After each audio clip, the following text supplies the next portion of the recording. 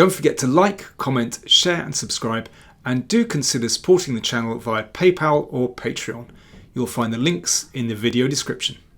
My Chessable course on the Sicilian Kalashnikov is on sale at the moment until the 1st of May, so do check it out. And that's a good excuse to show you another Kalashnikov game. And I'd like to show you one where the world champion plays with 4e5. And I think this game demonstrates that this opening can actually be very strategic. So this was played in the Norwegian Championship in 2006. Playing white, an international master, Bjarke Sahl, and Carlsen is playing black. So you can see, well, Carlsen would have been still 15 years old when he played this game, but his rating already 2673 when he played this. Yeah, Carlsen has dabbled with the Kalashnikov throughout his career, just playing it now and again with actually pretty good results. Now, we know that the main move here is knight b5, which is strategically very complex. But as I've mentioned previously, you know, these other moves are all possible, and I used to face these alternatives quite a lot when I was playing this as a teenager. And here Sahl exchanges on c6, which I think in the grand scheme of things is a strategic mistake. You might have seen the McDonald-Labordone game in a previous video where these centre pawns really had played quite a significant role in the game, finally rolling down the board. So knight c3, well, in the McDonald-Labordone game, bishop c4 was played, but that bishop got pushed back very quickly. So here knight c3, and Sahl has a very aggressive idea in mind, f4. So wanting to fight back in the centre straight away. But, I mean, this kind of move is quite common in the Sicilian. It's not always a good move because it opens up diagonals and can also weaken the centre as well. Maybe you'd like to have a little think here. How would you react to this aggressive move f4? I mean, this is, even when one sees it, it's rare that it is played at such an early juncture in the game.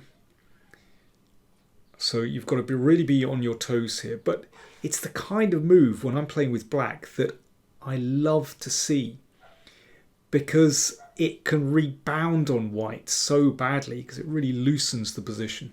Whereas actually black's position, you see, I don't think f4 is justified at all.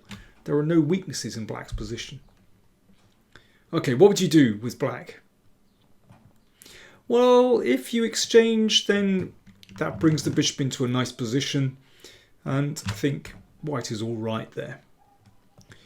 Bishop b4 is possible, but then bishop d3 is just about solid enough.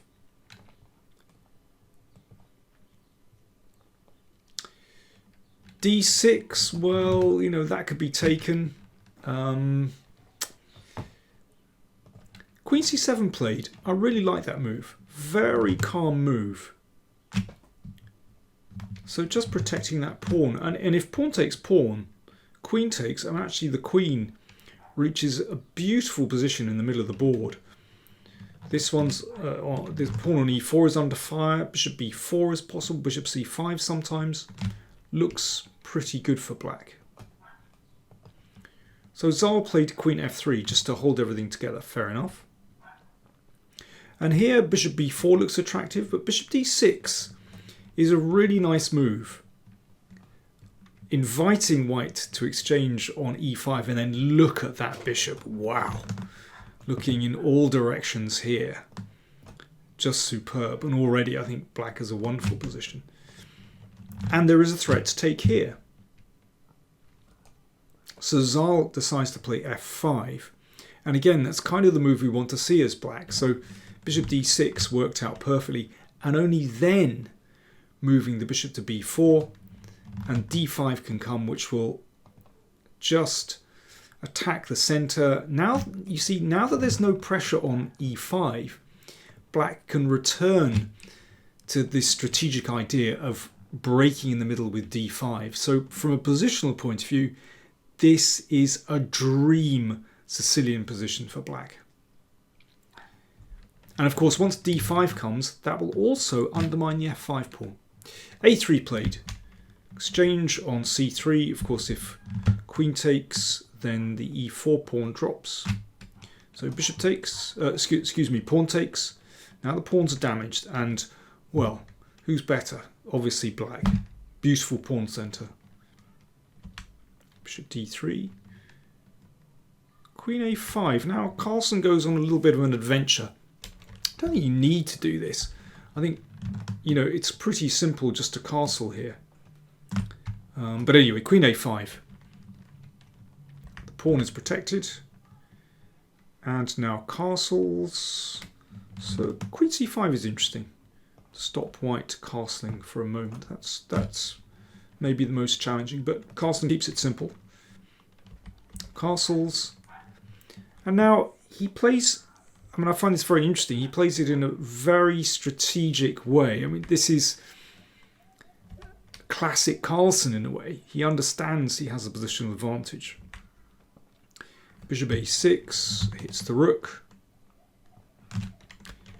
Rook up. And he just exchanges on e4 and plays f6. So, having got in d5, he's conquered the center. He has this wonderful pawn chain that can't be attacked at all. So this is a real strength. That pawn on f5 in the long term is quite a weakness actually. It's on the same color as that bishop. And Carlsen is looking forward to an endgame here. And obviously, you know, white's queenside pawns are shattered. So this 3-2 majority plays no part in the game at all. It's just a good position for black, basically, strategically. And yes, dare I say it, these rooks are split, not very attractive. You know, given a couple of free moves, then black would just love to play the rooks to the open files. Queen b4. So that's in the vain hope that Carlsen would exchange and straighten out the pawns. But queen d5, nice centralization, and claims this diagonal. That pawn ought to be back here to close the diagonal. But on f5, you know, there is the potential threats on the long diagonal. If this bishop can reach, you know, c5, bishop b7 could be possible. Bishop e3, okay, that's a good move to get some control over this and look at this pawn. And here's a very interesting moment. Carlsen plays rook b8. And actually, rook fb8 is more accurate, just to keep a hold on that pawn. So let's have a look. Queen a4. And now there's a beautiful idea here. I mean, this is a computer variation, of course. Queen a2. That's a wonderful tactic. So rook takes queen, then rook b1, followed by mate in a couple. And after rook c1, the queen just comes back to c4. And this is the endgame that black wants. That bishop can sit on d5. The rook controls the open file here. There's potential to attack. It's a wonderful endgame. And in the long term, this is a real weakness.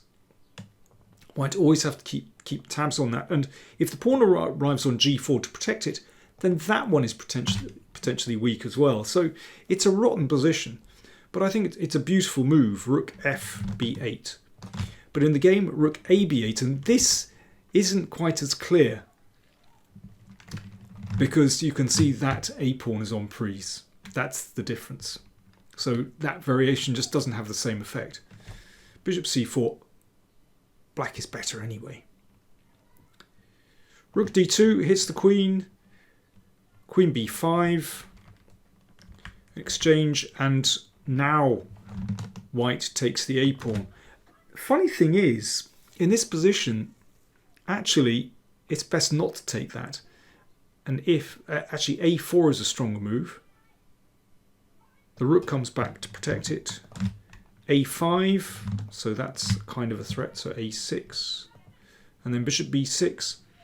Well, that gives some security to white's position, and you can see it's difficult for black to use the d-file.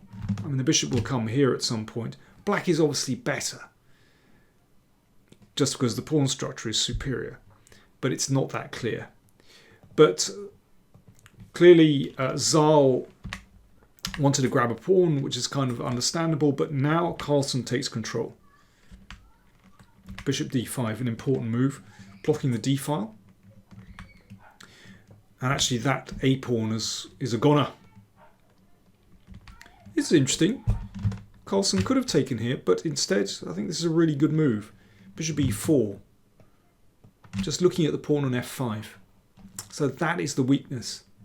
And if that's taken, then this pawn chain is fantastic. Then there'll be, you know, connected pawns rolling down the board eventually. g4. So this pawn comes up, but notice they're both on light squares, so that potentially makes things even worse. I mean, it's just a difficult position for white. h6. Let's make sure that pawn doesn't advance to weaken the pawns, weaken black's pawns. So that's just preventing that one. Rook e1, that pawn drops. Okay, white gets one back, but watch this, bishop f3 attacks this one. Now, if that bishop moves back,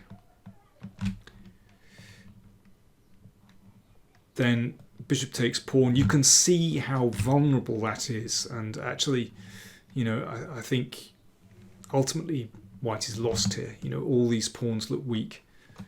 Black has real control in the position, and the king, crucially, is absolutely safe. Well, that was another reason h6 was played. It gives the king an option to come to h7. So bishop f3 just played. Rook e3 takes. Rook g3. Rook takes c4. h3. And Carlsen, well, instead of taking here, which would allow that, he just goes for the rook and pawn endgame. So he's a pawn up here. And I mean, I don't know what the time situation was like, but I can imagine this was just a good practical solution. I mean, I think it's a pretty sound extra pawn here. Very hard to defend. And indeed, white cracked very quickly. These were the final moves of the game, and now rook h3 check. Here, white resigned. Okay, so what happens if king d4, then that check wins a rook, and if the king goes back, a check, an exchange. Remember, black is 2 pawns up, and now h5 is a good move. Not just getting the h-pawn going, but that king can now step up to safety on g5, and then the f-pawn will drop. I mean, white is completely lost and indeed resigned in this position. So I think that shows how the Kalashnikov can be a very strategic opening, and it's all about having the majority of centre pawns, and particularly in this variation where white exchanges, and there is the danger that black is going to conquer the centre with d5. Anyway, interesting to see Carlsen playing the Kalashnikov and very much in his own style, outplaying his opponent strategically. Don't forget, my Chessable course on the Kalashnikov is on sale till the 1st of May. Do check it out. I'm really proud of it. You can watch a short and sweet version to get an idea of what it's about. So I'll put the links in the video description and in the comments as well. Thanks for watching.